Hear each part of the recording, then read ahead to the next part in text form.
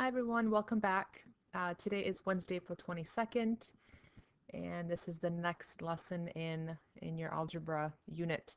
I'm going to go through the applications part 1 section, and if you're following along with your handouts, I'm going to go through pages 13, 14, and 15. There's a couple examples. Each of them has a few steps. Before we get into the two examples, I just want to go over what we did the last couple lessons. First question is to simplify, and what we're doing is we're multiplying three monomials together. And the steps are you will multiply the coefficients first. So we have a 4, a -2, and a 3. Multiply those three numbers together, which will give you -24.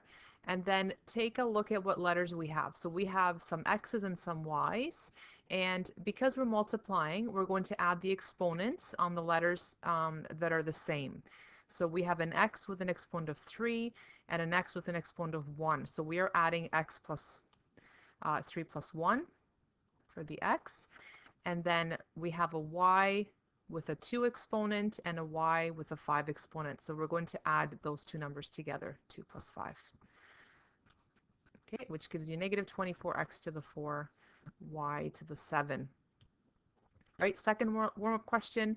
Find a simplified expression for the area of the following farmer's field. All right, so you're given two sides, the length and the width. So I'm calling this the length, I'm calling this the width.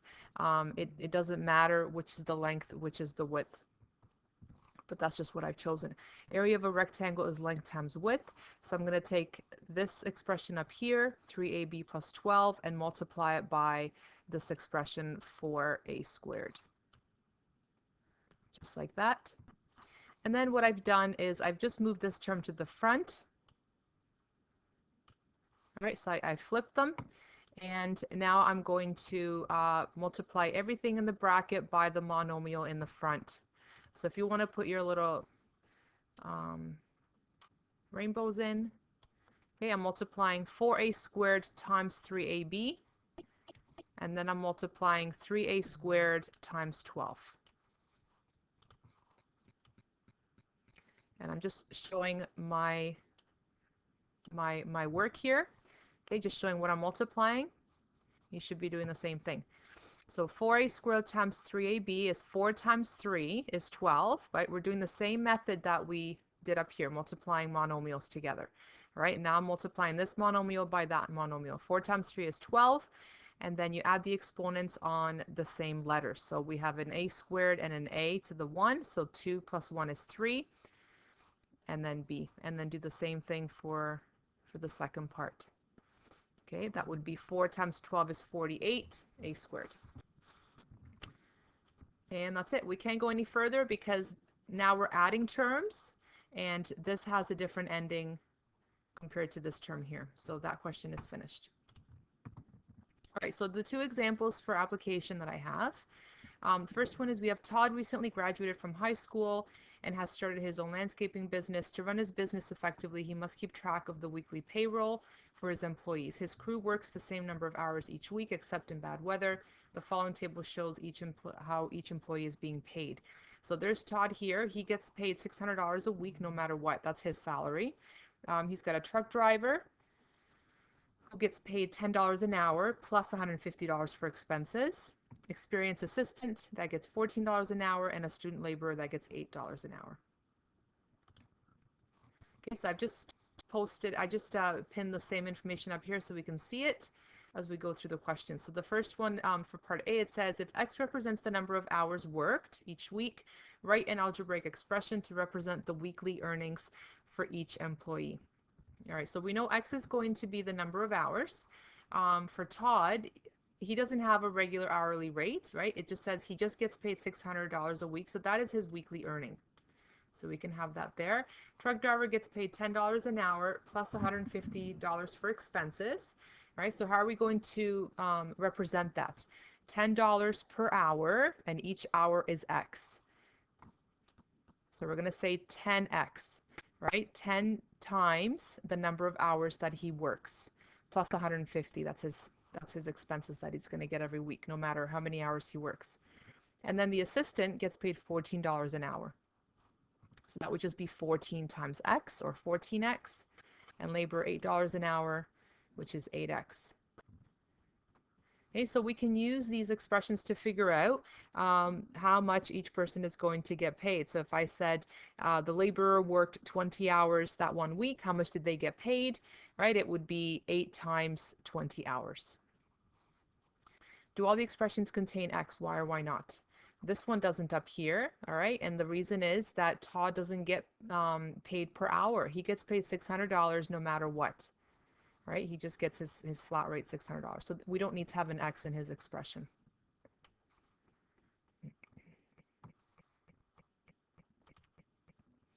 Okay, question C, write an algebraic expression or an equation that can be used to determine the weekly payroll. So just one equation that represents everybody all together. All right, so what I'm going to do for that is I'm going to look at all of my equations over here. Whoops, don't want to do that. There we go. All my equations here, and just add them together. So 600 plus 10x plus 150 plus 14x plus 8x, and just write them all in one row. Okay, and that will be the sum of all the salaries. Question D, can this equation be simplified? Explain. Yes, it can. It can be simplified because we have, we're adding terms together, and we can add together all the ones that have the same endings, right? So 10x, 14x, and 8x, they can be added together, and then the 600 plus 150 can be added together.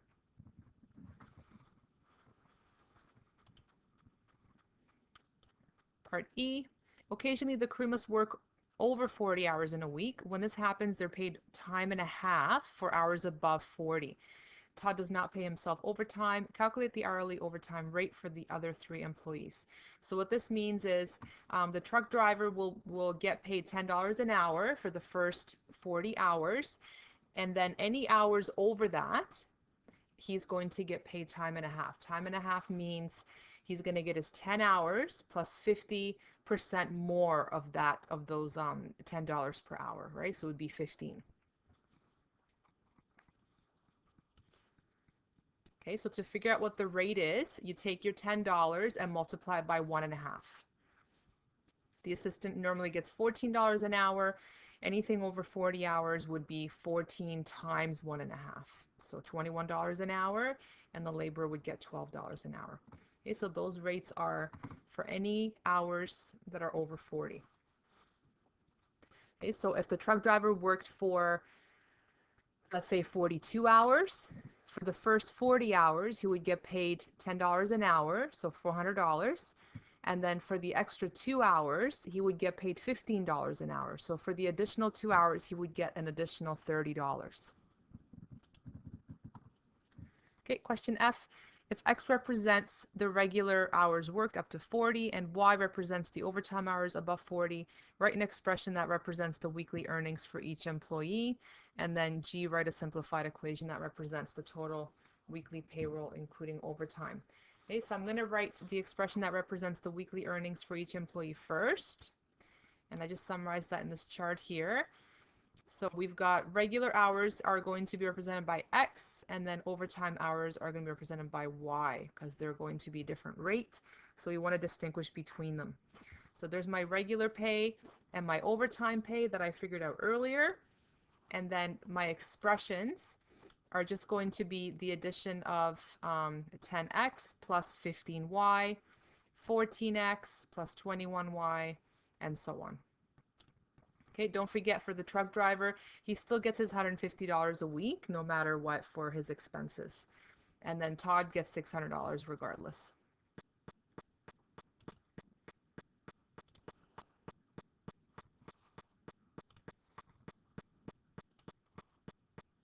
And for question G, write a simplified equation that represents the total weekly payroll, including overtime. What I've done is I've taken my total pay expressions and added them all up, all in one row, and then I collected like terms. So I've got 600 plus, and then I added all the x's. So I've got 10x plus 14x plus 8x gives me 32x, and then 15y plus 21y plus 12y gives me 48y. And the second example, which is on page 15, we've got Meredith, who has a summer job at a fitness club. She earns a $5 bonus for each student membership and a $7 bonus for each adult membership she sells. So her job is to sell memberships to adults and students, and then she makes commission, or she makes, that's how she earns her money. Identify the variables using let statements. I'm saying let X represent the number of student memberships, and let A represent the number of adult memberships. Okay, you always need let statements. If you're going to have equations with letters in them, you need to tell us what those letters represent. So we're going to use S and A. Determine or write an equation that describes Meredith's total bonus. So how is she going to get paid? Well, her pay, okay, or her earnings are going to depend on how many student memberships she sells and how many adult memberships she's going to sell. And there's different values for each one. So $5 for a student one and $7 for an adult one. So I'm saying 7 times A for adult plus 5 times S for student.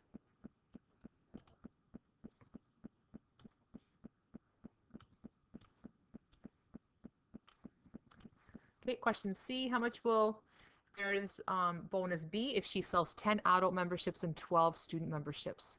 So using our expression now, we can change our A to the number of adult memberships, and we can change our S to the number of student memberships. So it says 10 adult, so replace your A with 10 and your S with 12. Okay, so 7 times 10 is 70, 5 times 12 is 60. She's going to earn $130 if she sells those many memberships. And that's it. All right, so that's the lesson. For homework, you're going to be working on questions that are listed here. All right, you have until next Monday to complete these. So what is it? Wednesday today, Thursday, Friday, Saturday, Sunday. You've got 4 full days to get these completed. And just pause the video to where you can see the questions. The answers are here. So again, you can just pause the video. These are due next Monday, April 27th, before our lesson. So our lesson's going to be posted at 8:20 in the morning. So make sure that you've got your homework done by that point and that you've submitted them. Just take photos again of your work and submit them in Google Classroom. Your test on this unit is going to be next Friday, May 1st. So you've got a few more days for that, and it's going to be on exponent rules, expanding and collecting like terms, and then some word problems. We have one lesson left, which will be next Monday, and that will be the applications or the word problems part 2 in your booklet. And then Wednesday I will assign some of the review questions. I'll go through some as well with you, and then Friday morning you're going to log in and try the test. All right, good luck. Let me know if you have any questions. This down here is the first solution to the first homework question. Okay, so give it a try, and then if you're having a little bit of trouble, just take a look at my solution. I wrote it out for you. Really, the key here is to be really careful. Watch the negative signs, especially when you get to this part here. It's -3 that gets multiplied by everything in the second bracket here, so those signs are all going to change, right? -3 times -3 is going to give you the +9y cubed over here. -3 times 2y squared is -6y squared, and -3 times -y is +3y. So these signs for these terms in here are going to switch because there's a negative here. Okay, same with this bracket here with the -1 in the front. Notice how I'm showing my steps. Please do the same thing. All right, good luck. Let me know if you need some help. All right, bye guys. Talk to you soon.